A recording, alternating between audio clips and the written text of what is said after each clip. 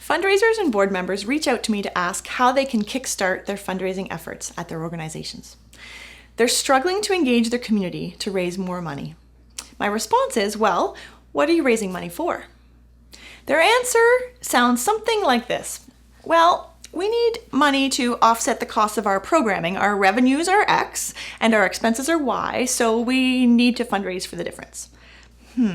So my interpretation of that statement is you're raising money for an Excel spreadsheet that doesn't balance. I ask you, as a donor, does that sound very appealing and exciting? Sounds pretty organization focused to me.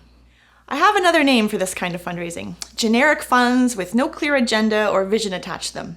I call it fundraising for the black hole. It's a central vortex where money goes in and goes over to the other side, never to be seen again, stewarded, or reported on.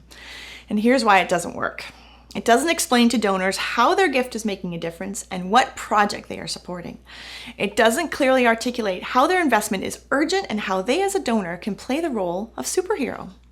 So what's the stumbling block to getting a list of defined fundraising priorities from the board?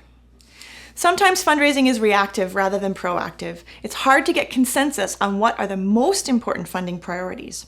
Or it's a fear of putting down on paper how much money needs to be raised to support the community. Saying what you need and why can be scary. Here's the thing, if you don't know what you need the money for, you'll never raise the money.